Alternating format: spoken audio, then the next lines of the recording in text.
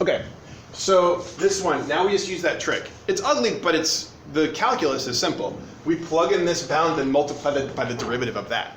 Because we're taking f prime. We're trying to find f prime. This is f of x, so I gotta do t plus 1 is at 7x cubed minus sine x plus 1 over the cube root of x to the 5th. Oops, daisy. Plus 1.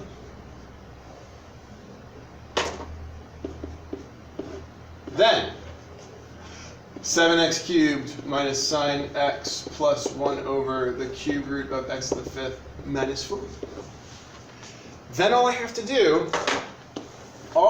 do, he said in air quotes, is take that and multiply it by the derivative of that. So the derivative of that, let's see, 7x cubed is going to turn into 21x squared. So 21x squared minus sine, oh, that's minus cosine of x. And that last one, which I would imagine some of you cried about. Remember, 1 over the cube root of x to the 5th is identical to 1 over x to the 5/3, which is x to the negative 5/3. So its derivative then, I'm going to add 1 and get x to the negative 2/3. And I got to multiply it by the negative 5/3. Remember, we're not taking an antiderivative with this. And yes, I should flip that back, and this last term in this last polynomial should be negative 5 over 3 x to the 2/3. Everything else just stays. So huge mess, very little new calculus. Please do not clean this up. There's no reason to.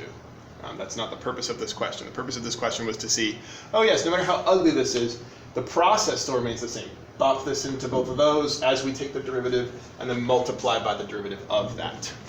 Yay. Okay. Aha. So now we find out that the truth of this is that you can do it with if both bounds have x or if just one bound has x. There's a couple ways to handle this. I'm just going to do it the way that I like, which right now, the number is just going to disappear. And I can show that. If I plug this in, I'm going to do 6 squared plus 6. But then the derivative of 6 is 0. Then I'm going to plug in x squared plus x. I'll plug the x in. Sorry, I didn't put plus in. And what's the derivative of x? Oh yeah, 1.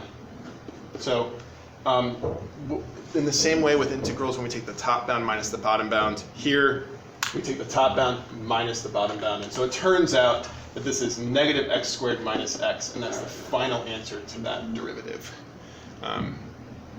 So I feel like at this point I should probably tell like Miguel or Muhammad to stop talking about Stalin right now. Okay. Okay, f prime. Okay, similar situation. So skipped. All right, so final thing we got to talk about. I already talked about this a minute ago. It's the idea that we can plug in the upper bound, subtract, plug in the lower bound. The only issue is that we also, when we plug them in, we need to make sure that we multiply them by their respective derivatives. So x to the 4th derivative is 4x cubed, and x squared's derivative is 2x. So when I clean this up and get my final answer, I'll get 8x to the 7th minus 4x cubed.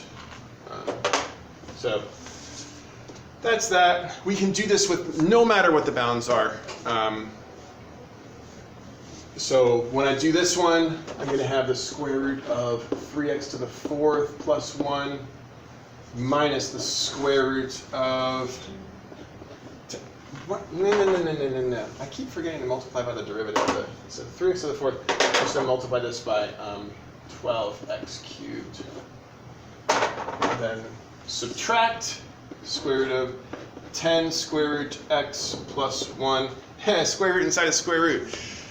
There's a very interesting course of study where you see tons and tons of square roots inside of square roots and they look really funny. Okay, times the derivative of that, which would be, well, remember, this is 10 times x to the 1/2, so that's 1/2 times 10 times x to the negative 1/2. So that's 10 divided by 2, 1/2 times 10, that's 5. So it's going to be 5 over the square root of x. All right. Sorry for the loud noise. All right, now we're going to talk about mean values. Okay, let's pause the video.